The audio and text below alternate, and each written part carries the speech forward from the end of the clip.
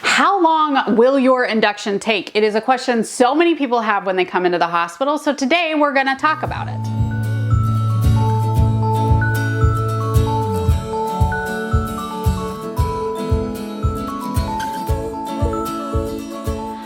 I am Hilary, I am the pregnancy nurse, and I am the curly head behind the website Pulling Curls.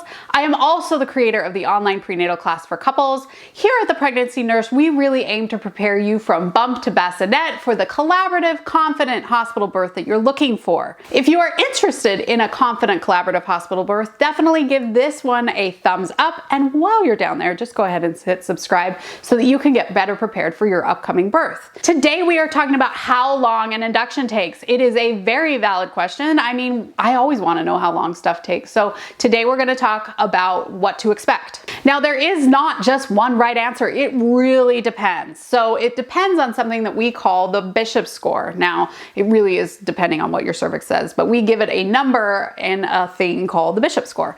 It assesses your dilation, which is how open or closed your cervix is, the effacement, which is how thick or thin your cervix is, the position of your cervix as you go into labor. That cervix moves forward, it's easier for us to check you. So if you've had exams and they're very, very painful, it does get better as your cervix moves forward.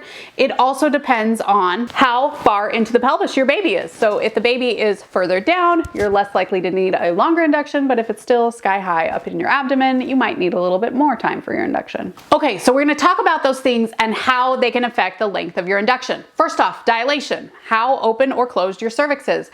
Obviously, if you're already dilated to a 5, it is probably going to take less time to get to 10 centimeters than it would if you were closed and your cervix wasn't open at all yet. Now, that's not always true. Sometimes your cervix can stay at a 5 for a long, long time. My last baby, I walked around at 4 centimeters for probably 2 weeks before I actually went into labor.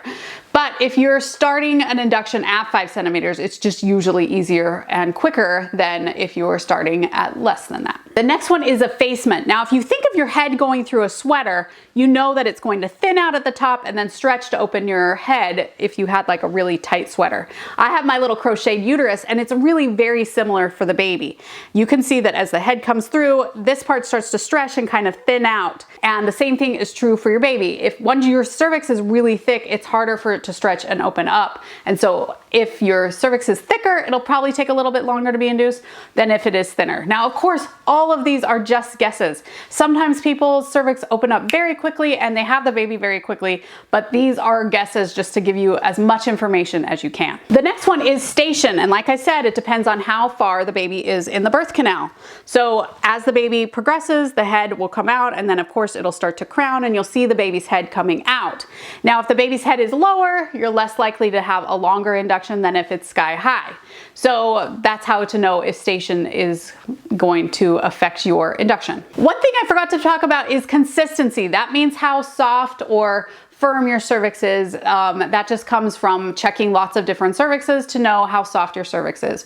Usually people who have already have a baby, their cervix tends to be a little bit more soft than somebody whose first baby it is. But if your cervix is firm and it just feels like rubber, that's probably an indication that your induction is going to take a little bit longer. So all of these things combine to give us an idea of how long the induction is going to take. But again, this isn't a crystal ball. At any point in time, your cervix can take off, and at any point in time, your cervix can stall. And so it's just a guess. Once your nurse has checked your cervix, and once you start to go into active labor, which means you're consistently contracting and your cervix is starting to open, we can give a better idea of when we think the baby will come. But before you've gone into labor, before we see contractions, it's really hard for us to guess how long the induction is going to take. So we just don't know. There's the answer. What a dumb video, right? But if you have a question, definitely ask your provider. They're the ones that have checked your cervix in the office. They know your background, all those different things. They can give you their best guess. And again, it is just a guess as to how long the induction will take. Hopefully you enjoyed this video. If you liked it, give it a thumbs up. I think you're going to like some of these upcoming videos too.